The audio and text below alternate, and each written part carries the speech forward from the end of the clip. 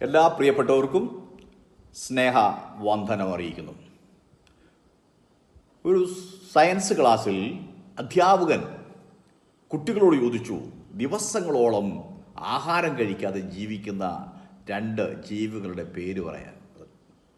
കുട്ടികൾ ഓരോരുത്തർ എഴുന്നേറ്റ് നിന്ന് കുതിരയെന്നും കഴുതയെന്നും കുരങ്ങെന്നും ആനയെന്നൊക്കെ പറഞ്ഞു. പക്ഷേ ഒരു പാവപ്പെട്ട ഒരു ബാലൻ, ഒരു വിദ്യാർത്ഥി പതുക്കെ എഴുന്നേറ്റ് കരഞ്ഞു കലങ്ങിയ ആ കണ്ണുകൾ ഇടത്തെ കൈത്തണ്ട തുടച്ച്, ആ കണ്ണുനീർ തുടച്ച് അവൻ അധ്യാപകനോട് പറഞ്ഞു, അച്ഛനും അമ്മയും. ഇത് കേട്ട അധ്യാപകൻ പോലും കരഞ്ഞുപോയി. കാരണം ഓരോ കുഞ്ഞ് ജനിക്കുമ്പോൾ മുതൽ അവർക്ക് വേണ്ടതായി സകല കാര്യം ചെയ്തു കൊടുക്കുന്നത് മാതാപിതാക്കന്മാരാണ്. അതെങ്ങനെയാണെന്നറിയാമോ?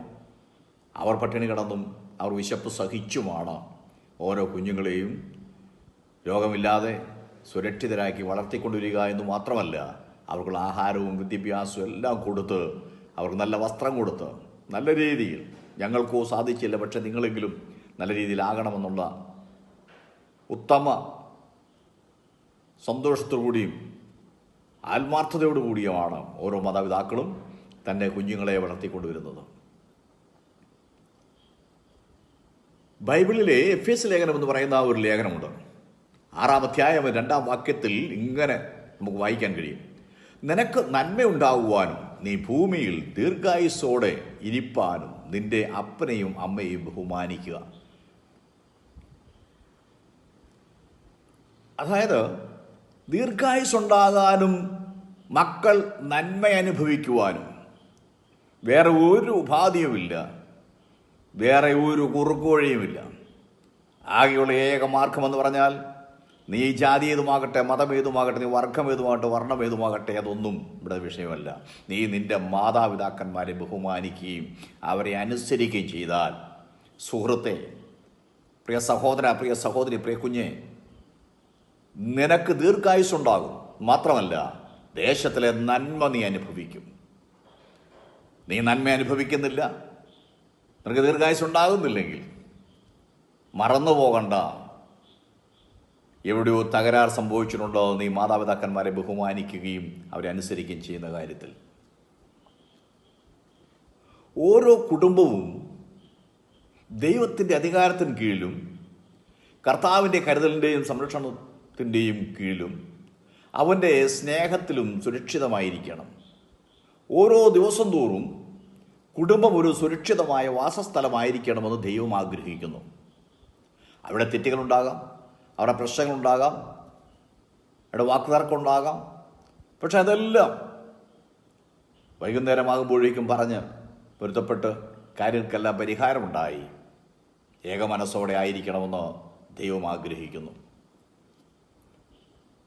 127-ാം സങ്കീർത്തനം അതിൻ്റെ 3-ാം വാക്യത്തിൽ ഇങ്ങനെ നാം വായിക്കുന്നുണ്ട്, മക്കൾ ദൈവത്തിൻ്റെ ദാനമാണ്. ശ്രദ്ധിക്കണേ, എന്തുകൊണ്ടാണ് മക്കൾ നന്മ അനുഭവിക്കുന്നവരും ദീർഘായുസ്സുള്ളവരുമായിരിക്കണമെന്ന് ദൈവം ആഗ്രഹിക്കും ചോദിച്ചാൽ, കുഞ്ഞെ, നീ ദൈവത്തിൻ്റെ ദാനമാണ്. സഹോദരൻ, നീ ദൈവത്തിൻ്റെ ദാനമാണ്. സഹോദരൻ, ദൈവത്തിൻ്റെ ദാനമാണ്.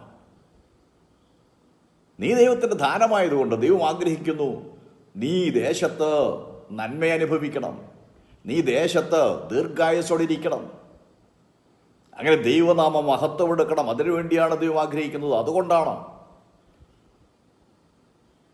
എന്നാൽ ഇന്ന് പലരും ഈ കാര്യം മനസ്സിലാക്കുന്നില്ല എന്നുള്ളതാണ് സത്യം. നിങ്ങൾ സുരക്ഷിതരായിരിക്കണമെന്ന് കർത്താവ് ആഗ്രഹിക്കുന്നു.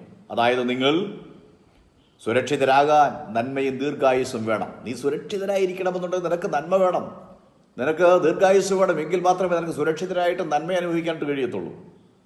അതിനാണ് പറഞ്ഞിരിക്കുന്നത്, വേറെ ഒരു പണം മുടക്കില്ല, ഒരു മലയും കയറാൻ പോകണ്ട, ഒരു നേർച്ച കാഴ്ച ചെയ്യാൻ വേണ്ടി പോകണ്ട, മറ്റൊന്നും വേണ്ട. നീ ഏത് ജാതിയാകട്ടെ, നീ ഏത് മതമാകട്ടെ, നീ ഏത് വർഗമാകട്ടെ, നീ ഏത് വർണ്ണമാകട്ടെ, നിനക്ക് നിൻ്റെ മാതാപിതാക്കന്മാരെ നീ ബഹുമാനിക്കുകയും സ്നേഹിക്കുകയും അനുസരിക്കുകയും ചെയ്യുന്നെങ്കിൽ നിശ്ചയമായും നിനക്കും ഈ നന്മ അനുഭവിക്കാൻ കഴിയും. പക്ഷേ ഒരു കാര്യം മറന്നു പോകരുത്, നീ ദൈവത്തിൻ്റെ ദാനമാണെന്നുള്ള കാര്യം മറക്കരുത്. ദൈവത്തിൻ്റെ ദാനമാണോ, നീ ദീർഘായുസ്സും നീ നന്മയും പ്രാപിക്കണമെന്ന് ദൈവം ആഗ്രഹിക്കുന്നുണ്ട്. അതുകൊണ്ട് ദൈവസ്ഥലേക്ക് ഇന്ന് മടങ്ങി വരേണ്ടത് വളരെ ആവശ്യമാണ്. ശ്രദ്ധിക്കുക. ആകയാൽ ഞാൻ പറഞ്ഞ കാര്യം മറന്നു പോകാതിരിക്കുക. മക്കൾ എന്തുകൊണ്ട് മാതാപിതാക്കളെ ബഹുമാനിക്കണം? ഒരു വാക്യം കൂടെ ഞാൻ വായിച്ച് കേൾപ്പിക്കാം. കൊലോസ്യ ലേഖനം 3-ാം അധ്യായം 20-ാമത്തെ വാക്യം. മക്കളെ, നിങ്ങളുടെ അമ്മയപ്പന്മാരെ സകലത്തിലും അനുസരിപ്പീൻ, ഇതും കർത്താവിൻ്റെ ശിഷ്യന്മാരിൽ കണ്ടാൽ പ്രസാദകരമല്ലോ. അപ്പോൾ ദൈവമക്കളിൽ പ്രത്യേകിച്ച് പറയുന്നത്, രക്ഷിക്കപ്പെട്ട് സ്നാനമേറ്റ് കർത്താവിൻ്റെ സന്നിധിയിൽ വിശ്വസ്തയോടെ ആത്മാവിൽ സത്യം ആരാധിക്കുന്ന ദൈവമക്കളോട് പറയുന്നത്, മക്കളെ, നിങ്ങളുടെ അമ്മയപ്പന്മാരെ സകലത്തിലും അനുസരിക്കണം. ഇത് കർത്താവിൻ്റെ ശിഷ്യന്മാരിൽ കണ്ടാൽ അത് പ്രസാദകരമാണ്. ദൈവമക്കളുടെ കുടുംബത്തിൽ ഇതുണ്ടാകണം. ദൈവമക്കൾക്ക് ഇങ്ങനെയുള്ള മാതൃക ജീവിതം ഉണ്ടാകണം. ബഹുമതി, ആദരവ്, ദയ, മര്യാദ, അനുസരണം ഇവയെല്ലാം ബഹുമാനത്തിൽ ഉള്ളടക്കം ചെയ്യപ്പെട്ടിരിക്കുന്ന കാര്യമാണ്. ഒരിക്കൽ കൂടി ഞാൻ പറയാം. ബഹുമതിയും ആദരവും ദയയും മര്യാദയും അനുസരണവും എല്ലാം ഈ മാതാപിതാക്കന്മാരെ ബഹുമാനിക്കുന്നതിൽ ഉള്ളടക്കം ചെയ്യപ്പെട്ടിട്ടുണ്ടാകും. എന്നാൽ വലിയൊരു ഭാഗം മക്കളും, ശ്രദ്ധിച്ചേ, ഒരു വലിയൊരു വിഭാഗം തന്നെ മാതാപിതാക്കന്മാരോട് തർക്കുത്തരം പറയുന്നവരാണ്, മാതാപിതാക്കന്മാരെ നിന്ദിക്കുന്നവരാണ്,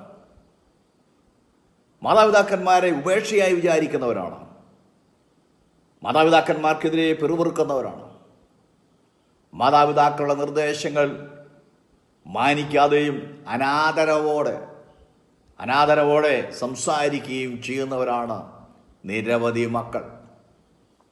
മാതാപിതാക്കന്മാർ ഉപദേശം സ്വീകരിക്കുന്നില്ല. കാരണം അവർ ചിന്തിക്കുന്നത് ഞങ്ങൾക്കെല്ലാം അറിയാമെന്നാണ്. ഞങ്ങൾക്കെല്ലാം അറിയാം.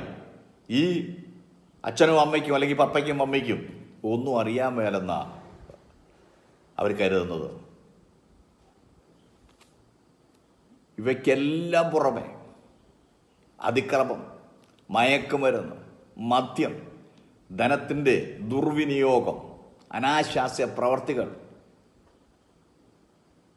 ഇത് ഇങ്ങനെയുള്ളതായ ദുശ്ശീലങ്ങളും ചില മക്കളിൽ കാണുന്നുണ്ട്. നമുക്കറിയാൻ കഴിയുന്നുണ്ട്. അതായത് ഈ കഴിഞ്ഞ കാലങ്ങളൊക്കെ നടന്നത് സംഭവങ്ങൾ എന്താണെന്ന് ചോദിച്ചാൽ, കോളേജ് ക്യാമ്പസുകളൊക്കെ കലാപശാലയാക്കി മാറ്റി, കൊലപാതകം നടത്തി, റായിങ് നടത്തി, ഇതെല്ലാം ഓരോ മാതാപിതാക്കന്മാരുടെ കുഞ്ഞുങ്ങളാണെന്നുള്ള കാര്യം മറന്നു പോകരുത്. എന്തുകൊണ്ടാണ്?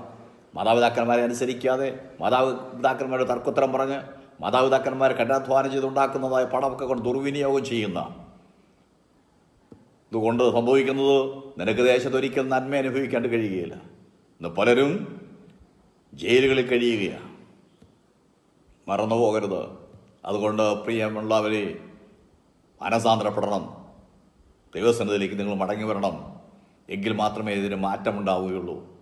1 തീമോഥെയോസ് ലേഖനം 5-ാം അധ്യായം 4-8 വാക്യങ്ങൾ ഞാൻ നിങ്ങളെ വായിച്ചു കേൾപ്പിക്കാം. വല്ല വിധവയ്ക്കും പുത്രപൗത്രന്മാരുണ്ടെങ്കിൽ അവർ മുമ്പേ സ്വന്തം കുടുംബത്തിൽ ഭക്തി കാണിച്ച് അമ്മയപ്പന്മാർക്ക് പ്രത്യുപകാരം ചെയ്യുവാൻ പഠിക്കട്ടെ. ഇത് ദൈവസന്നിധിയിൽ പ്രസാദകരമാകുന്നു. തനിക്കുള്ളവർക്കും കുടുംബക്കാർക്കും വേണ്ടി കരുതുകയും വേണമെന്ന് തിരുവചനം വളരെ വ്യക്തമായിട്ട് പറഞ്ഞിരിക്കുക. ശ്രദ്ധിക്കണേ, സ്വന്തം കുടുംബത്തിൽ നീ ഭക്തി കാണിച്ചു തുടങ്ങണം. ആരംഭത്തിൽ സ്വന്തം കുടുംബത്തിലാണ് നീ ഭക്തി കാണിക്കേണ്ടത്. അത് സ്വന്തം കുടുംബത്തിൽ കാണിച്ചാൽ അത് പുറത്തു പോകുമ്പോൾ കാണിച്ചോളൂ. മാത്രമല്ല, അമ്മയപ്പന്മാർക്ക് പ്രത്യുപകാരം നീ ചെയ്യണം. നീ ഇത്രത്തോളം വലുതായെങ്കിൽ, നീ ഇത്രത്തോളം പഠിച്ചെങ്കിൽ, നീ ഇത്രത്തോളം നീ ജോലിയിൽ നിനക്ക് ലഭിച്ചെങ്കിൽ, നിനക്ക് ഇത്ര നല്ല വസ്ത്രം വാങ്ങിച്ചു തന്നെങ്കിൽ, നിനക്ക് പഠിക്കാനുള്ളതായ പുസ്തകങ്ങളും കാര്യങ്ങളെല്ലാം ക്രമീകരിച്ചു തന്നെങ്കിൽ, നിനക്ക് അതിനുള്ള എല്ലാ സാഹചര്യവും, നല്ല ഭക്ഷണവും വസ്ത്രവും എല്ലാം നൽകിയെങ്കിൽ, ആ മാതാപിതാക്കന്മാരെ കണ്ണുനീർ കുടിപ്പിക്കരുത്. അവർക്ക് പ്രത്യുപകാരം ചെയ്യണം. പിന്നെ പറയുന്നു എങ്ങനെയാണെന്ന് ചോദിച്ചാൽ, നിങ്ങൾക്കും പിന്നെ എൻ്റെ കുടുംബത്തിലുള്ളവർക്കും വേണ്ടി നീ കരുതണം. അല്ലെങ്കിൽ എന്തെങ്കിലും ജോലിയോ കാര്യങ്ങളൊക്കെ കിട്ടിക്കഴിയുമ്പോൾ ഇത് എൻ്റെ കഴിവുകൊണ്ട് കിട്ടി എന്ന് പറഞ്ഞ് നീ പോകരുത്. കാരണം ദേശത്ത് നിനക്ക് സുരക്ഷ ഉണ്ടാകുകയില്ല. ഒരു നന്മയെ നീ അനുഭവിക്കാം. നിനക്ക് ശമ്പളം ചിലപ്പം 1 ലക്ഷമോ 2 ലക്ഷമോ ഒക്കെ ആയിരിക്കാം നിൻ്റെ ശമ്പളം. പക്ഷേ നിനക്ക് നന്മ അനുഭവിക്കുകയും ആയുസിൻ്റെ മധ്യത്തിൽ തട്ടിപ്പോകാതിരിക്കുകയും ചെയ്യണമെന്നുണ്ടെങ്കിൽ അപ്പനമ്മമാരെ ബഹുമാനിക്കണം, അച്ഛനെയും അമ്മയും ബഹുമാനിക്കണം. അങ്ങനെ പഠിക്കണം നമ്മൾ. മനസ്സിലാകുന്നുണ്ടല്ലോ? ആവർത്തന പുസ്തകം 27-16 വാക്യത്തിൽ നമ്മളിങ്ങനെ കാണുന്നുണ്ട്, അപ്പനെയോ അമ്മയെയോ നിന്ദിക്കുന്നവൻ ശപിക്കപ്പെട്ടവൻ. അപ്പനെയും അമ്മയും ബഹുമാനിക്കാതിരുന്നാൽ അവർ നിന്ദിക്കുന്നവൻ ശപിക്കപ്പെട്ടവനാണ്. ശാപം നീ വിളിച്ചു വരുത്തുക നിൻ്റെ ജോലിയിലേക്ക്, നിൻ്റെ കുടുംബത്തിലേക്ക്, നിൻ്റെ വ്യക്തി ജീവിതത്തിലേക്ക്, നിൻ്റെ യാത്രയിൽ. നീ എത്ര ആഡംബരക്കാരനകത്ത് യാത്ര ചെയ്താലും മറന്നു പോകരുത്, മാതാപിതാക്കന്മാരെ നിന്ദിക്കുന്നുവെങ്കിൽ നീ ശപിക്കപ്പെട്ടവൻ്റെ ഗണത്തിലാണ്. അങ്ങനെ ആകരുത്. കുഞ്ഞുങ്ങളെ, നിങ്ങൾ ദൈവത്തിൻ്റെ ദാനമാണ്. അതുകൊണ്ട് നിങ്ങൾ നന്മ അനുഭവിക്കണമെന്ന്, ദീർഘായുസ്സോടിരിക്കണമെന്ന് ദൈവം ആഗ്രഹിക്കുന്നുണ്ട്. അതുകൊണ്ടാണ് മാതാപിതാക്കന്മാരെ ബഹുമാനിച്ചാൽ മാത്രം മതി, ആദരിച്ചാൽ മാത്രം മതി, സ്നേഹിച്ചാൽ മാത്രം മതി, അവർ പറയുന്ന ഉപദേശം കേട്ടാൽ മാത്രം മതി. കാരണം നിൻ്റെ വളർച്ചയിലൊക്കെ അവർ മാത്രമാണ് നിനക്ക് വേണ്ടി കരയുകയും പ്രാർത്ഥിക്കുകയും നിനക്ക് നല്ല ഉപദേശങ്ങൾ നൽകുകയും ചെയ്യുന്നു. നിൻ്റെ നല്ല ഭാവി ആഗ്രഹിക്കുന്ന 2 പേരുണ്ടെങ്കിൽ അത് ഈ ലോകത്ത് മാതാപിതാക്കന്മാരാണ്. അവരെ ബഹുമാനിക്കുക. നിങ്ങൾ നന്മ പ്രാപിക്കണമെന്ന് അവരാഗ്രഹിക്കുന്നു, നിങ്ങൾ ദീർഘായുസ്സോടിരിക്കണമെന്ന് അവരാഗ്രഹിക്കുന്നു.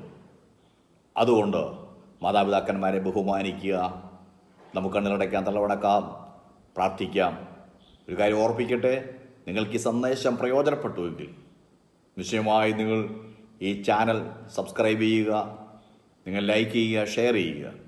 നിങ്ങൾ ഏതെങ്കിലും പ്രാർത്ഥന വിഷയമുണ്ടെങ്കിൽ, നിങ്ങളുടെ രോഗവിഷയമോ, നിങ്ങളുടെ പഠന വിഷയമോ, നിങ്ങളുടെ ജോലി വിഷയമോ എന്തെങ്കിലും ഉണ്ടെങ്കിൽ ഈ കമൻറ്റ് ബോക്സിൽ കമൻറ്റ് ചെയ്യുക.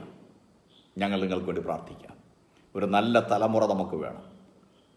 നമ്മുടെ രാജ്യത്തുള്ളതായ ഒരു ചെറുപ്പക്കാരിയും അനാശാസ്യ പ്രവർത്തനങ്ങൾ ഏർപ്പെട്ടു പോകരുത്, അവരാ നശിച്ചു പോകരുത്. മദ്യവും മയക്കുമരുന്നൊന്നും അവരുപയോഗിക്കാൻ പാടില്ല. അധ്യാപകരെ ബഹുമാനിക്കണം, മാതാപിതാക്കന്മാരെ ബഹുമാനിക്കണം, സ്വന്തം നമ്മുടെ ഭരണാധികാരികളെ ബഹുമാനിക്കണം. പ്രാർത്ഥിക്കാം. പരിശുദ്ധ പിതാവേ, നന്ദിയോടെ ഞങ്ങൾ സ്തുതിക്കുന്നു. കർത്താവേ, ദേശത്ത് നന്മ അനുഭവിപ്പാനും ദീർഘായുസ്സോടിരിപ്പാനും മാതാപിതാക്കന്മാരെ ബഹുമാനിക്കണമെന്ന് അങ്ങയുടെ കൽപ്പനയ്ക്കായി സ്തുതിക്കുന്നു. ഈ കുഞ്ഞുങ്ങളെല്ലാം അനുഗ്രഹിക്കണമേ. ഈ സന്ദേശം കേൾക്കുന്നതായ സഹോദരൻ, സഹോദരിയ കുഞ്ഞു കർത്താവേ, സകല വ്യക്തികളും അനുഗ്രഹിക്കപ്പെട്ട തീരുവാൻ സഹായിക്കണമേ. അവർ ദേശം നന്മ അനുഭവിക്കണം കർത്താവേ. അവർ ദീർഘായുസ്സോടിരിക്കണം കർത്താവേ. യാതൊരു വിധത്തിലുള്ളതായ ദോഷ വഴികളിലേക്ക് പോകേണ്ടയാകരുതേ. അവർ കർത്താവെ സമൂഹത്തിനും കർത്താവെ ഭവനത്തിനും കർത്താവെ അവർ പഠിക്കുന്ന ഇൻസ്റ്റിറ്റ്യൂട്ടിനും അവർ ജോലി ചെയ്യുന്നതായ സ്ഥാപനത്തിലൊക്കെ അവർ ഏറ്റവും മാതൃകയുള്ള നല്ല കുഞ്ഞുങ്ങളെ വരുവാൻ സഹായിക്കണം. പ്രാർത്ഥനയ്ക്കാൽ സ്തുതിക്കുന്നു. യേശുവിൻ നാമത്തിൽ തന്നെ. ആമേൻ, ആമേൻ.